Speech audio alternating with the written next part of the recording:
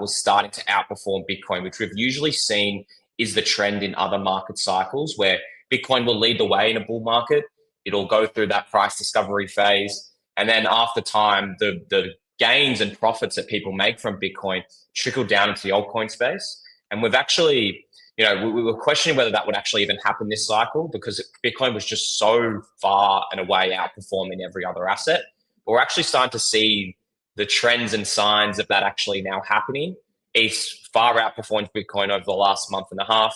We've seen it trickle down into other altcoins as well. You mentioned XRP. There's a whole bunch of narrative around that. And obviously the SEC appeal getting dropped was big for its price performance.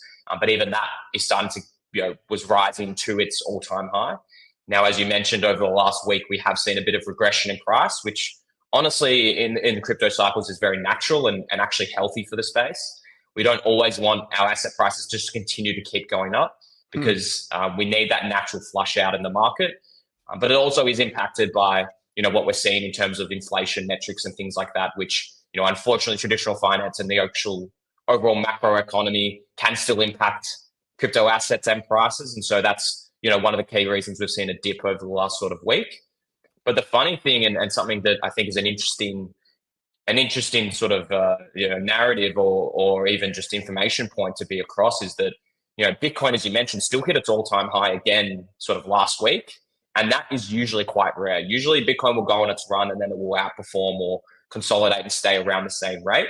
But Bitcoin's still in its price discovery mode as well, which I think is ultimately quite bullish for the space in general. That Bitcoin is still leading the way, even though we're starting to get this altcoin performance. But it also probably speaks as well to that ETF adoption that is very new to this cycle. ETFs for Bitcoin and ETH, this is really the first bull market that we've had them. And I just think it'll change the way that this cycle performs and what we see from it. Both in the positive, I think it'll create greater volatility for the asset and the upward trend, but also maybe when we go into a bear market, we maybe see further dumping from traditional investors as well. So ultimately, I think it's very bullish. We could touch on maybe some of the stuff we're seeing at a government level in terms of, we saw an executive order by Trump the other week around 401k adoption.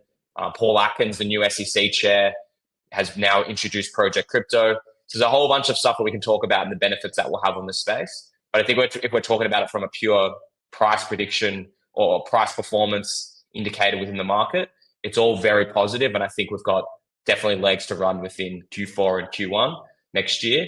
Obviously not financial advice, but that's certainly my belief in terms of where we're at in the market cycle. Yeah, that's great. And I think historically, the fall tends to be a good time for crypto. It's kind of weird how, seasons of the year tend to affect that, but we have 10 plus years to look back on now. And I think I'm correct in that usually the fall is pretty bullish for crypto. So I think we got that coming up, which is great. And then, let's talk about some of the government stuff because, obviously crypto is worldwide, but the US is the market leader and, of course, probably, carries the biggest influence. So, gosh, it just seems to me like everything is kind of all poised to hit at the same time, kind of that September timeframe, maybe September to October, but we got the Genius Act passed into law. We've got Market Clarity Act comes next, and it looks like the House and Senate are going to get that done, hopefully in September. You mentioned Paul Atkins, the new SEC chair. He's coming in, and basically he's a total reversal on everything Gary Gensler had done, trying to stop the market. Now it's full steam ahead because that's what his boss, President Trump, has made very clear. So he's putting that into place. And he's been a big crypto guy anyway, so he was the right guy to come in there. We got that hitting. We've got ETF approvals that probably follow the Market Structure Act. We've got, you mentioned the SEC case against Ripple has been dropped. What else? Oh, probably rate cuts. The rest of the world is cutting rates, but the U.S. hasn't yet. Looks like we're poised maybe for one or more rate cuts in September. I just can't believe all this stuff hits at the same time. And you're talking about room to move to the upside. Sure looks like it to me. Yeah, someone explained it or described it to me as a dam wall. And I think we're certainly feeling that in terms of just all the exciting innovation, initiatives, and legislation that is looking to get passed. You mentioned Paul Atkins, the new SEC chair. I was discussing with this someone the other day, like just the difference in that alone, where Gary Gensler's taking crypto protocols and businesses to court and trying to shut them down, versus the new SEC chair in the space of 6 months that is not only pro crypto, but is actually putting his money where his mouth is and introducing new executive orders, introducing new projects like Project Crypto, which will be huge for tokenization assets. Even that is looking to impact the traditional finance world in terms of how shares are bought and sold, how settlement is done. Ultimately, we're seeing the technology of blockchain and crypto as a whole start to really find its way within traditional finance as well. As I mentioned before, 401ks, to actually sign an executive order from Trump to allow people to put their retirement savings into digital assets, I think is a huge step forward. Obviously, the retirement savings space is $1 trillion industry, right? So even if it's just a percentage of that is now getting invested into these assets, I think is ultimately very bullish for this space. It also just allows people to understand what is crypto if they start to have exposure to it within their retirement savings, which is ultimately the biggest thing, in my opinion, is that we're getting increased adoption throughout the world, throughout maybe our older generation as well, who become more knowledgeable about this space, who start to use the assets or at least have an interest in it because they're invested in it. There are some questions around, and I think that'll get ironed out around, well, what digital assets can I invest in with my 401k? I can't imagine they'll be too volatile, because if you can invest in some random meme coin or even say Dogecoin, for example, and we go into a bear market and all of a sudden that's down 50%, which does happen with meme coins, I think there'll be a bit of pushback with that. So I imagine that will all get ironed out. You mean I can't buy fart coin in my 401k? That's probably the example I should have given that I think would be pretty funny. I imagine it'll be more on the legitimate blue collar, blue chip assets, but we'll wait and see on that, because I think it will be interesting if there is flexibility around what assets you can actually put your retirement savings into. So I think all of that is ultimately very exciting for the space. And look, I think if you'd mentioned this to someone last year before Trump got into power, would be stoked, would be over the moon with some of the. There's one thing to say that they're a pro-crypto administration, but then to actually start to enact legislation, to put things in place to really support and help this industry grow, I think is a really exciting time to be in this space. Yeah, I mean, we hear promises all the time from politicians and political campaigns, and then nothing ever changes. Too true. Yeah, but I mean, to actually see it, I mean, it's happening at lightning speed too. I mean, I think we're just over 6 months in, and I don't know how many executive orders we've had on crypto, and the Genius Act actually making it through Congress and getting signed into law. That's not an easy thing to do. So yeah, you're right. It's been tremendous. And I think sometimes people are just so burned out that, it's another promise, but it's not going to happen. But it's happening here. And it's almost like, I almost think, there's that big chart, market cycle chart that people have, the different phases of a market. And there's the disbelief phase. And I almost think that's what we're in right now. It's like, we were so demoralized by 4 years of Biden and Gensler that the fact that all of these things are happening right now, it's almost like people can't quite yet believe it. And I think they will soon, but it's, the move from 70,000 Bitcoin to 124,000 has been great. But I mean, I think there's so much more upside at some point to hit. Jim, you mentioned the 401ks, and someone described to me, not that it's any big secret, but I just never really thought about it before, that the 401k investments for the stock market, and of course we've had dips in the stock market. We always will. We've had some crashes, the 2008, the COVID crash, but there is, this person described to me that the impact that 401k buying has had on the stock market it's like this ever rising floor that just constantly props the stock market up. Because if you think about it, everyone's, most people get paid every 2 weeks in the United States. I don't know how it is there in Australia, but every week or every 2 weeks you get a paycheck, and a portion of that paycheck just automatically gets invested into your 401k. Yeah. And what that means is that it doesn't just go into your 401k, it goes into your account, and then they auto buy the stock market every 2 weeks. And so there's just this constant buying pressure that is never going away. It's only growing. And now for a chunk of that to start going into crypto, I really don't think people are prepared for what that means. No, it's a really great point. And look, we have the same thing here. We get paid monthly. Well, it depends on the business, but yeah, it's more so monthly here in Australia. But we have the exact same thing here. It's called our superannuation, and it's the exact same thing where a portion of our salary will get paid out into our superannuation account, and they're managing our accounts and buying, Australian shares, US shares. And so you're right. If only a little bit of a portion of that is going now to the crypto industry, I think that is going to be huge for the overall space. And as I mentioned, it's just great for adoption as well. If people can actually start to own Bitcoin, maybe it does really well for them. All of a sudden now they've got a great investment in this crypto asset. Okay, maybe I'll actually spend the time to learn a bit more about it and learn about the history. And I do find that anyone that actually takes the time to learn about this space, learn about how Bitcoin was actually built out of the financial crisis, the whole origin and lore of Satoshi, and then all of a sudden you go down the rabbit hole of, okay, well, what's this Ethereum thing? What's this XRP thing? I've always thought the banks should be, disrupted. All of a sudden you just get a really big interest for this space. And I think that's great for the overall adoption. It's great for innovation. The smarter people that are interested in this space that are working on it will create better use cases moving forward. So I think it does have a flow-on effect.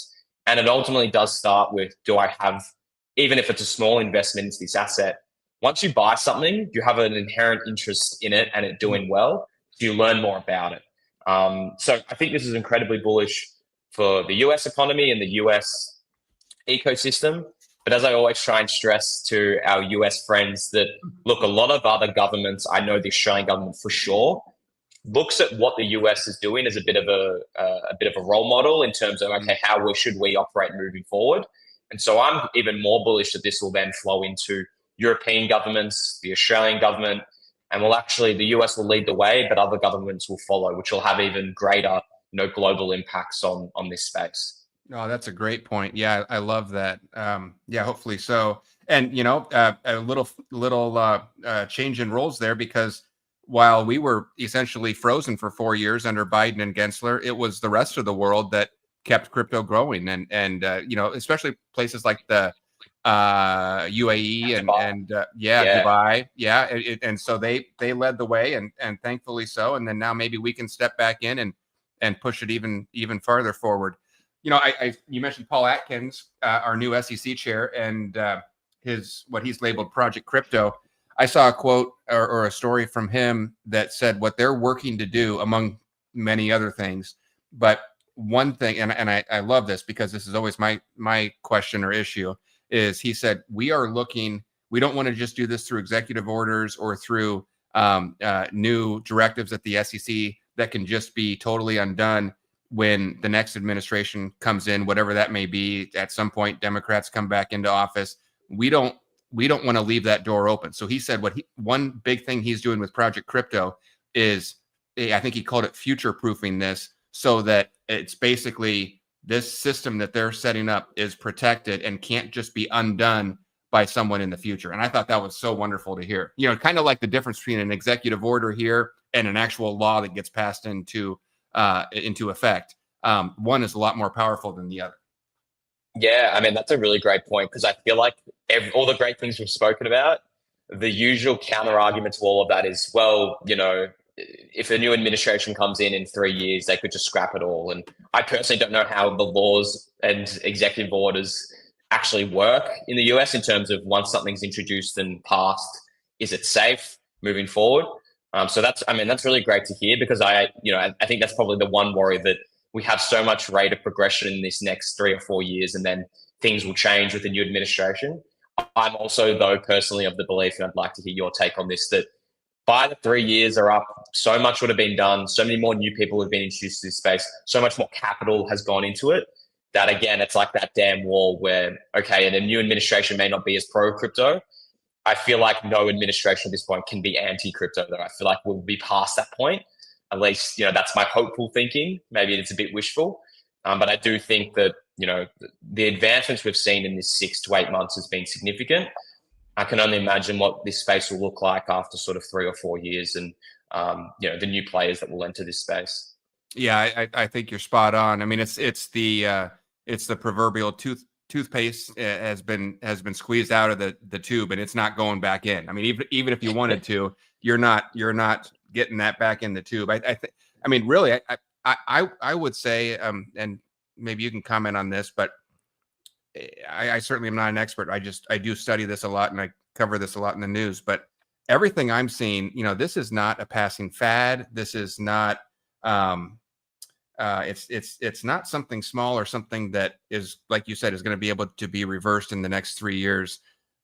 This is, number one, it's a new asset class. We haven't had a new asset class since I think bonds came out in the 1600s or whatever. So it's a new asset class, but really from what I see is this is going to, it's not just going to be a parallel system. It's not going to be a new option. This is going to completely replace traditional finance, TradFi, as they say, right? It's going to, I don't think the banks are all going away. I don't think that's going to happen, but I think the way they operate, and, the SWIFT system is just one example, but taking 3 days to send money and costing a huge fee to wire money overseas, I think that all is going away. And all of the workings behind the scenes, it's either going to be blockchain or you're not going to be in business. I mean, I think it's going to be a complete overhaul. I'm not one of these Nasara, Jasara, the whole system's going down with the banks. I don't think that's going to happen. But I do think there's a brand new system being built, and it's not a parallel system. It's just going to replace the rails of what we have today. I totally agree. And like the best example I could give like on the spot right now is I live in Australia. Most of my sort of inner workings and dealings as an individual and citizen here is with an Australian bank. Noah, you're based in the US. I imagine you use a US bank.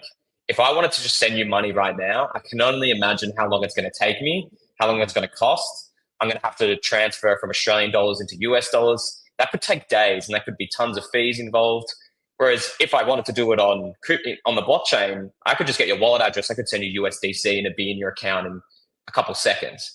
So that example alone, if I didn't explain anything else to someone, just mention that, especially for international transactions, they'd be like, yeah, the second option is way better than the first. Now, obviously, there's safeguards and things, and the space still needs to mature enough for that to be done on a global or even institutional level. We get that. But just that alone and that efficiency alone is quite obvious for most people. And I feel like we'll continue to get that. I agree that, the banks are probably not going anywhere, but they will definitely need to change how they operate as a business. The other thing that you mentioned around, like, this is no longer a fad. I think that's the best thing about this is that we're probably past that. I mean, we're definitely past that point where people used to say, Bitcoin's going to go to zero and it's a scam. We're definitely past that. And the reason that I think we'll be past that at a government level as well is that, look, a lot of these, both the US government, but a lot of now states in the US are starting to hold Bitcoin as a beginner on their balance sheet. So there's no way they can turn around and say, well, all these assets that we've held, and we've seen the German government do it and things like that. But once you're entrenched and you hold these assets on your balance sheets, it's not so easy to get rid of. As I mentioned, they'll have a direct financial incentive for the asset to do well. So I think we're well and truly past that point where this is considered a fad or it could go away under a new administration. I think now the benefits are so clear.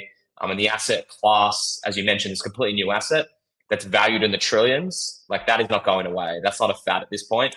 That's here to stay. Well, and it's a great point, and it's at this point, sometimes you forget about hindsight, and things are very easy and quickly to be forgotten. But I'll tell you what, that was not so easy of a thing to say even a couple years ago. I mean, I started buying crypto in 2017, and people thought you were crazy. That people did say it's going to be banned by governments. There's no way they're going to let this live. You're buying tulip bulbs, and it's all going to go to zero. And and you know what? For a while, it was 50-50, right? I mean, they weren't wrong. Yeah, absolutely. And I was 2017 as well, and I distinctly remember even telling like my dad, and he was like, "What are you doing? Just buy, just have fiat." Like, I just remember it, and all your friends think you're crazy, and I remember it distinctly. So, and you're exactly right.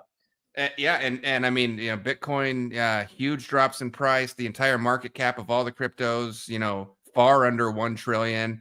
And I mean, there were, we didn't know if we were making the right call or we were idiots, and history has proven that out. But that's, I mean, for the people that lived it, that's no small thing to realize where we've come now, and the fact that now it's going into 401ks. I think you're right. That ship has sailed. We're safe in that regard. Now, just like the stock market, any company can still go bankrupt or whatever. There, it's not to say that everything's going to be perfect and smooth sailing, but the idea that a government was going to ban it or be labeled illegal or whatever, that's a huge milestone. And for all of us OGs that lived through that, it's kind of surreal to sit here in 2025 and realize that. In the one hand, it feels like a lifetime ago, and in the other hand, it feels like just yesterday. Yeah, exactly right. And I think it's just like the general feeling of the space, even with price, as we mentioned before. Like I had a look at XRP's price the other day, and it was 50 cents in October last year. Yeah. And now, people are complaining that it's under $3 right now. Like it's interesting how when the price moves and the space moves as a whole, that we kind of get used to it very quickly. I think it's just kind of in human nature. But sometimes it is really beneficial, especially for your portfolio, to take a step back and see where you've come, and see sort of where we're going, in the future. So it's as I mentioned, just a very exciting space to be in. Obviously, not everything's going to go up. We're going to have a period of most likely a bear market at some point. That'll be a great probably time to build out your portfolio for the next cycle. But it's just like anything, we see it in the economy where we have periods of booming, and then we, every once in a while we have a recession and things go back to sort of the way it was before. So I think we're in a great spot right now, but there's plenty of innovation and new use cases to come out of this space. Yeah, well, let's maybe just go there right now then. Let's talk about price. I've got a comment here I'll flash up on the screen. I don't know if that's Katie, but I just came in. I'm told that XRP will someday be worth as much as Bitcoin. Is that true? Let's just talk about price in general here, and I'll answer that question on the screen. I may be one of the more bullish people on XRP that you'll ever meet. I've been around since it was 19 cents, or at least that's when the lowest I bought. But and I think it has a very bright future. And again, I have no financial training of any kind. I'm not a financial analyst. This is not financial advice, but I think it has certainly a 2-digit future. I don't know when that will be, but that's my personal take. Maybe long term. I don't think 3 digits is unrealistic. I don't necessarily see a point where it gets over $100,000. So, but let's just talk broadly about that, Jim, because people don't care what I think; they care what you think, because you've got the market research. Obviously, nothing moves in a straight line. Not saying it's going to happen tomorrow, but what do you see? Just kind of big picture, big target, some realistic targets, maybe for the short term. Whatever short term means, but short term, I don't know, 6 to 12 months from now. Maybe let's just take the big three: XRP, Bitcoin, and Ethereum. What do you see as realistic? Again, not that it's going to be next week, but what do you think some realistic zones are? Do you think over 200,000 Bitcoin? Do you think a 2-digit XRP? Ethereum is just dying to get over 5,000. Does it hit 10? What do you think? Broad strokes. Yeah, I would. Before I even say anything, price predictions are always fraught with danger, and I think it is difficult sometimes to just so I don't want to put you on the spot. Maybe not even price predictions, but what are realistic ballparks that people should be thinking? Because I'm trying to get people out of the ballpark of what a comment like XRP being the same as Bitcoin. Maybe not price predictions, but realistic zones where we think can happen. I think XRP is a tricky one because it has just such a tight-knit community. People are really big believers in the utility, and as they should be. I think it's definitely a space, as we mentioned before, which is the sort of the banking system to be disrupted. But it makes it tricky to provide that sort of price projection because people are talking about $1,000 XRPs or even hitting Bitcoin. I think it's hard to say that it's ever going to flip Bitcoin just because we don't even know what Bitcoin will be at, right? Like Bitcoin's still in its price discovery phase. I would say the chances of it happening are incredibly slim, in my opinion.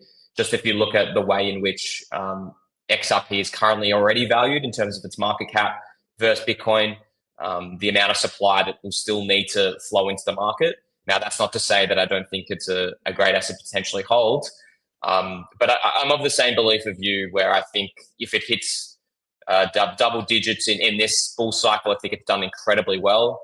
That'll make it, within the multiple trillions of in terms of its valuation. I think if it hits $10, I think that would be an incredibly great price for most people, and I would look to try and take some profits.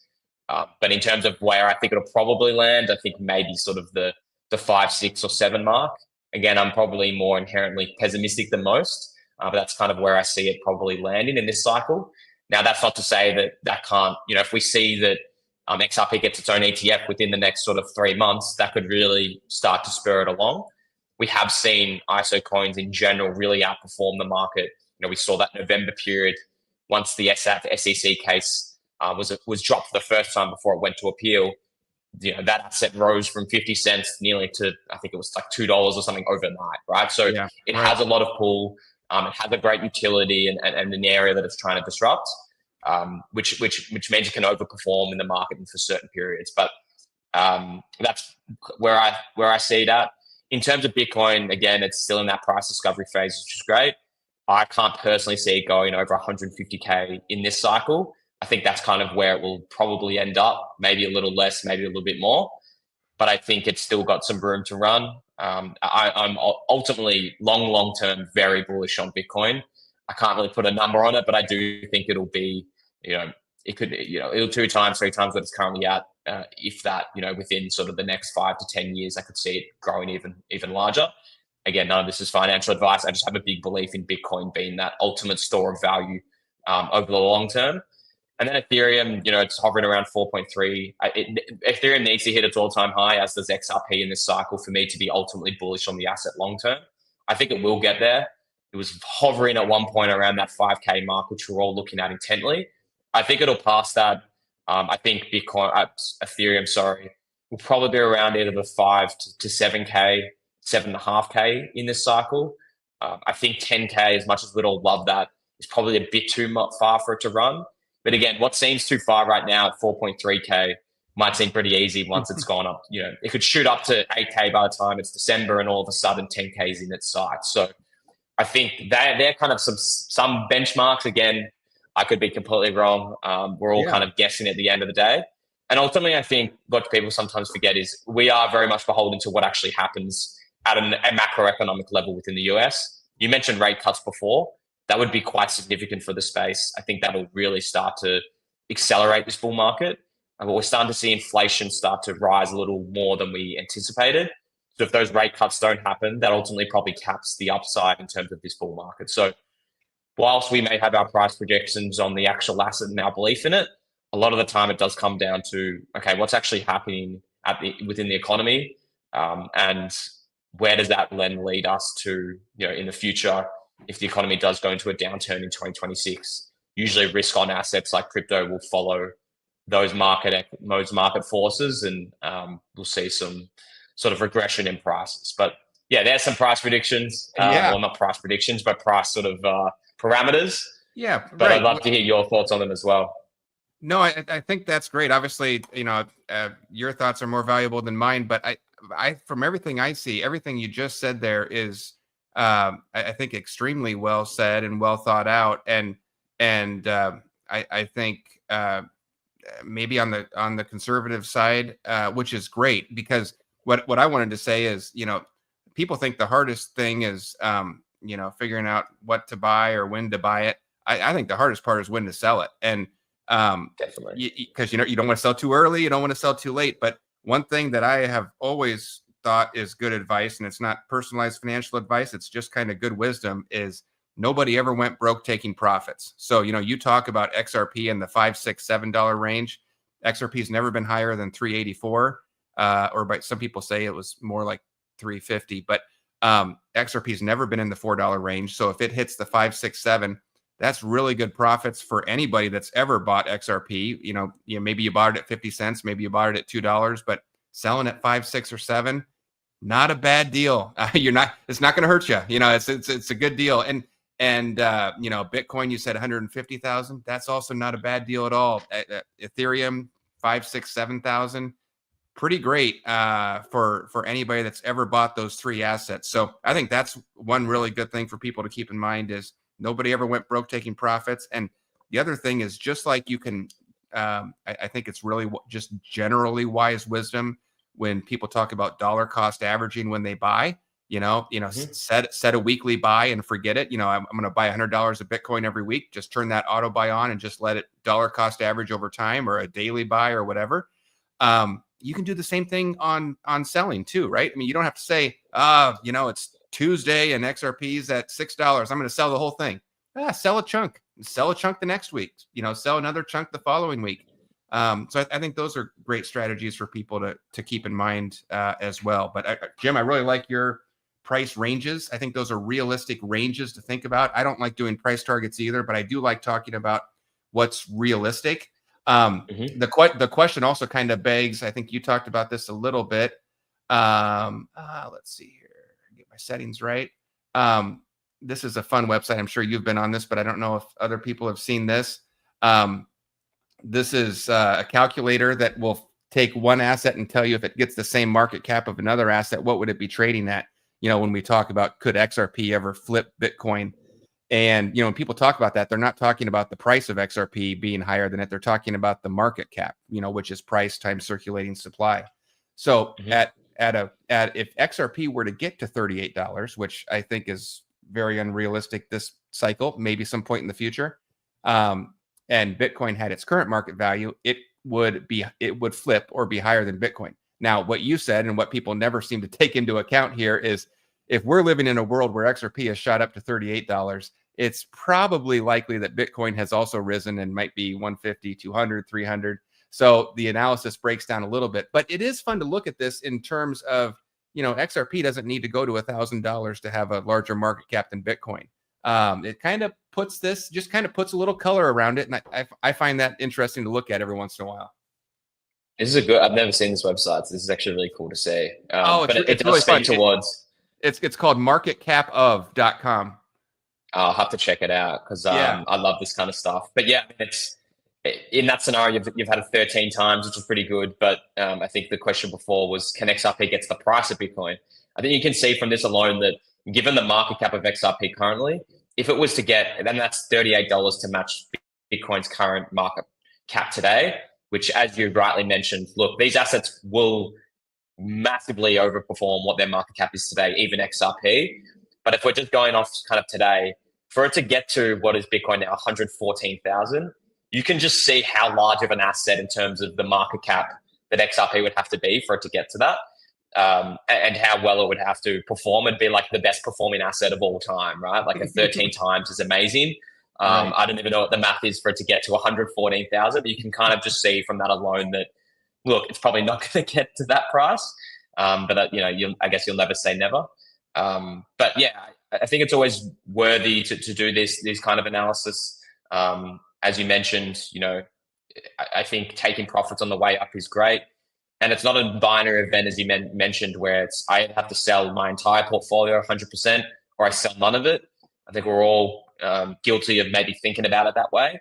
I've certainly round-tripped my own portfolio at all-time highs all the way back down. So it is worthy of thinking about, even just setting up a profit-taking strategy, whether you actually execute on it, at least having it in writing or having your mind towards it. And then when the prices do rise to that, you can then kind of go back and see where you actually thought was a good place to sell. I think is always valuable because ultimately you invest in this asset, you're a big believer in it, but there's no issues with taking profits, as you mentioned before. So something to keep in mind. You can sell 20% of that. You can sell your initial. Doesn't mean you sell out of all of it, but it is valuable to try and take profits on the way up. And that's certainly something I'll be looking to do in this cycle as well. All right. Well, I'm going to share this for the first time ever. I don't think I've ever spoken to this, but you talk about writing down a selling plan, and I've actually done that. So I will share right now live on the air what my selling plan is, and I feel really good that I'm going to follow it. But we'll see when the time comes. We'll see what happens. But it's so funny, Jim. The reason I'm going to share it right now is because it lines up perfectly with what you said earlier. I have mapped out that my first 3 sale points are going to be in the $5 range, the $6 range, and the $7 range, because I just think we're going to hit that this cycle. I don't have a strong conviction for higher, but I've mapped out, and everyone's situation is different. I'm not going to put actual dollar numbers on it or even percentages, but what I've done is mapped out selling a bag at $5 range, $6 range, and $7 range. the percent of my current XRP holdings that I need to sell to get completely debt free, house and everything, the Dave Ramsey debt free, scream, And so that's what I've mapped out. I thought if I can do that, then I can, if I have to round trip the rest of my XRP holdings, I will. I believe it long term in their value. So I'm keeping a bigger bag because I believe in it long term, and maybe even hopefully getting some staking income along the way at some point. But there you go. That is my $5, $6, and $7 range, and I've got my numbers put out so that I can get completely debt free. And then I'm patient. I will be here and I will wait it out. So, and it's just I was smiling when you said 5, 6, and 7, Jim, because it lines up exactly with the spreadsheet that I wrote up for myself. So yeah, cool. I think it's a great practice to do, Noah, just because, you got it in writing, you hold yourself to that.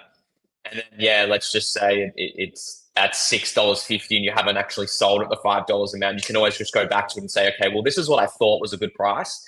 Maybe now I actually should take some of the profits at maybe an increased percentage than I had in the plan. Yes. It is difficult when you're in the moment to actually execute on that plan. But I always find if you write something down and you hold yourself to it, you're more likely to action upon it.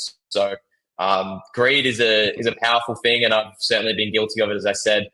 When your asset and Ethereum back in the day, when it continued to rise, like you just continue to hold it, thinking it'll keep going up.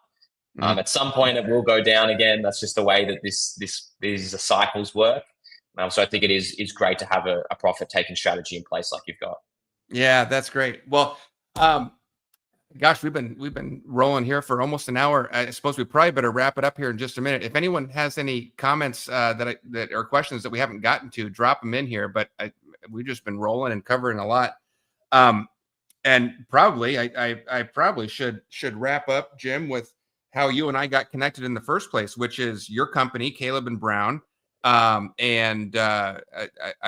been watching you guys literally since 2017 when I got into the space, and but I watched a lot of other people too. I watched Celsius and I watched FTX, and it's been a tough market. And so I watched you guys. I liked what I saw, but I waited several years, and you guys have really stood the test of time. And you have, by my estimation, one of the best and safest platforms out there.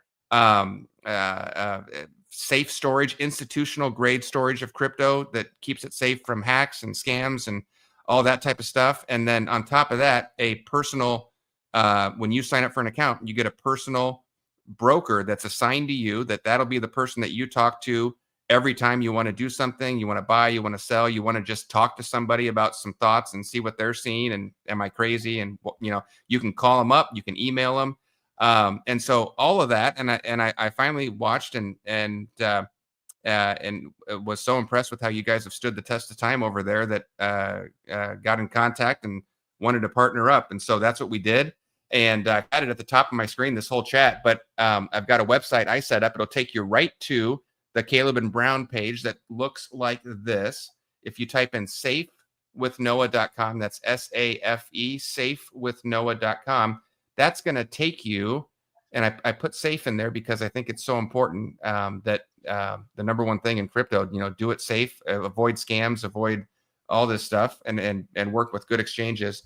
So if you go to safewithnoah.com, it's going to take you to this page, which is co-branded with me and with Caleb and Brown on there. So if you see a page that looks like this, you've gotten into the right place. And I'm thrilled to be partnered up with you, Jim, you and your company.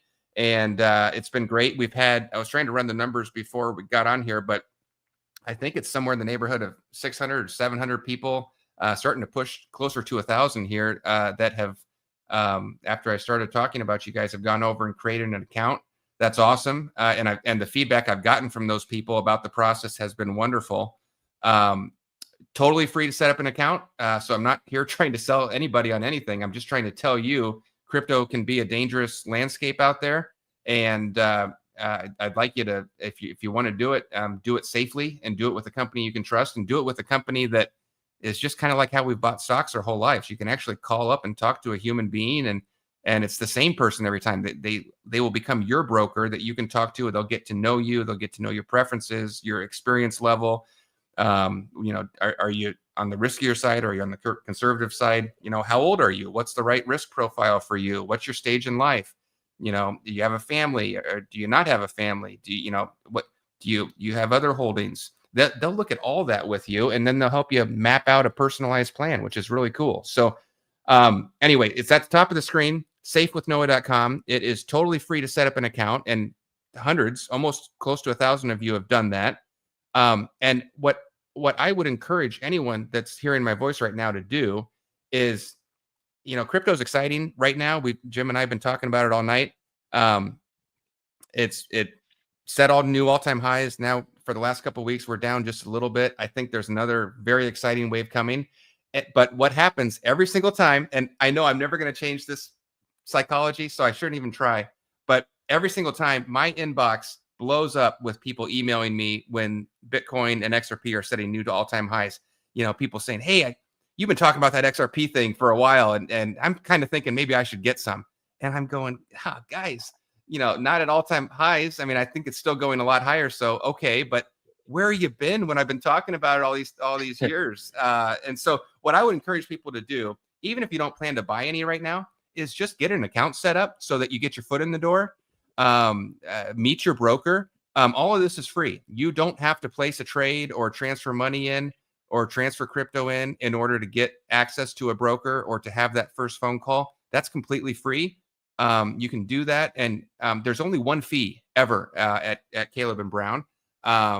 Or at least right now, I don't think they have plans to add others, but there's only one fee, and you just pay a fee when you buy or sell. That's it. There's no fee for storing your crypto there. There's no fee for the broker, talking to the broker. There's no fee. They'll give you access to market research that they have. The stuff that Jim and I talked about tonight just scratches the surface. You'll get access to all of their institutional grade market research, their institutional grade custody with insurance behind it, so that nothing will happen to your crypto to be safe. They've never lost $1 of customer funds. So all of that is free. And then if you decide at some point you want to buy or sell something, then you pay a fee on that, and that's it. So Jim, I don't know if you want to add anything to that, but I really do love talking about quality companies. I only partner up with people people and companies that I think provide something that's going to make your life better. I personally use Caleb and Brown. I have an account over there. I don't know what you want to add, but I would say the market's down a little bit right now. My inbox is not being flooded with people wanting to buy crypto at all-time highs. So if you're hearing my voice, use this opportunity, be the wise person that does all this stuff when things are not exciting, and then have fun riding it up. What do you want to add to that, Jim? I mean, I think you covered off pretty much on every point in terms of what we do, which was great. As Noah mentioned, it is completely free to make an account, just speak to a broker. So it's not like you need to send through any money to get started. So we do recommend that if you are on the fence, at least just create an account, speak to a broker, and see if the service is right for you. Ultimately, this is a great time to get started, or at least get yourself set up to enter the market when you want, because there's nothing worse when there's significant demand. Not necessarily Calvin Brown, but it may be another platform that they aren't able to onboard you quickly enough, and all of a sudden your entry point to get into the market has gone. We've seen that over sort of the last couple of days where prices have reduced. And if you got in a great price. And now today, Ethereum's back up 4 or 5%. So that's what I would recommend. Make sure you use Noah's link, because our brokers would provide you with priority access, and make sure they give you a call. But it's the best time to get started was probably 8 years ago. The second best time to get started is today. So I would recommend, if you are new to the space, get involved, get amongst it. Use the link, and please reach out if you have any questions or concerns. But yeah, it's a great time to get started with your own personal broker with us today. Yeah, and we've mentioned a few things tonight, Jim. Just kind of you and me. It's almost like I don't know, telling fish stories or something. Not I don't fish, but reliving what we've lived through for the past 8-10 years in crypto. But one thing you mentioned that I can personally say that I've lived through on more than one occasion is when the market does get hot. And this is before I had opened an account with you guys. I've seen it at Coinbase, other exchanges. When suddenly when you want to get in and buy something or sell something because the market's hot, they lock up. And I don't. Maybe they fix that now. Maybe it'll be better in the future. I don't know. But more than one occasion, I've not been able to log into my account on these big name exchanges because demand is too high and the servers are overloaded and sorry, try back later. That's not like, hype or fear mongering or anything. That's stuff that I lived through these past 8 years. And trust me, that's not good. So you can, Caleb and Brown does not go down. If their website ever did go down, you can still call or email your broker. So you have constant access.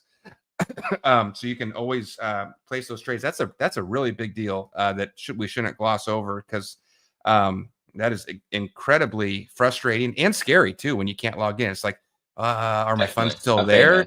Yeah. Did they go out of business? Is this the next one to go bankrupt, or is their server just overloaded? You don't always know in the moment, and that's a panic moment. Let me tell you, I've lived through that. So that's one thing I would tell you, that you mentioned, Jim, but that's a really big deal. Is just that constant access without downtime is huge. And then the other thing I would tell people is get an account set up. And after you set it up, there's a second step that you have to go through. I've gotten some emails on this. I don't love this either, but just understand this is not a Caleb and Brown thing. This is a U.S. regulation thing. You have to do what's called KYC. You have to fill out, upload your driver's license, verify your identity. Everybody's going to make you do that. I've had a few people email me saying, oh gosh, I don't like this, but that is unavoidable. And if you're any company you're working with that is not making you do that, it may not be reputable, and they're definitely not following regulations. So look, guys, I hate it too. Every time I just have to, bite my tongue and upload the ID and do it. And I absolutely hate it. I feel like it's a violation of privacy, but that is not a Caleb and Brown thing. That's even a stock market account, right? I mean, you can't go open a Charles Schwab account without doing that stuff. So that is the second step in this. And you want to do that step too right now, while things are down a little bit, things are a little boring right now. Get all that verification done. Even if you don't have plans that you want to buy or sell anything, next week or next month, just get it all done so that you're ready to go, because your plans might change, and you might, when the market gets hot again, it gets so exciting. So I would say do those two steps, get those two things done, get the account opened and set up, talk to your broker, and then do all the verification, upload the ID, do all that stuff. And then you are totally 100% ready to go. The other thing is, you guys, I've mentioned this before, but you guys are growing like crazy. You were just acquired by another company. It's business as usual. It just means more resources and better customer service. But the growth has been incredible with you guys. I think over 37,000 customers worldwide, active in 100 and plus countries. And those numbers are probably outdated at this point. But when you think about 37,000 customers and everybody gets assigned their own personal broker, I don't know that signups are going to be always open and free, in the future. And that's why I use the phrase, get your foot in the door, because, they have to hire a lot of staff to keep up with this growing demand, and they're doing a great job, and they're staying on it. But, I've definitely seen companies that are growing fast, and experiencing exponential growth. Sometimes they have to turn off signups for a while or turn off new accounts. I don't have any inside knowledge that could happen, but I've just seen it happen. So that's why I say get your foot in the door. It's free. I'm not doing this show to sell you anything for that. I'm not saying go write them a check or go get out your credit card. What I'm telling you to do is totally free. So I hope you take advantage of that. And like I said, I love giving stuff to people, that talking about things that are going to make your life better. And I am confident that Caleb and Brown is a great option in the crypto space. So how's that for a wrap up, Jim? Should we end it right there? We'll have you back on again soon. I think we're trying to make an effort of doing this maybe once a month. Just have you on, do an Ask Me Anything, talk about where the market's going. And I think this was a ton of fun tonight. I'd love to have you on again in the future. Sound good to you? Sounds good to me. Thanks for having me back on. A lot of fun. And yeah, if anyone's got any questions, you can reach out to me on my Twitter, which is Jimmy_Baz, or you can email me at jim@calebandbrown.com. But thanks for having me back on, Noah, and excited to do another one of these in the future. Excellent. All right, everybody. The website is safewithnoah.com. Make sure you get in the right place. Look for that co-branding at the top of the page, and we will see you next time. All right. Bye. Bye.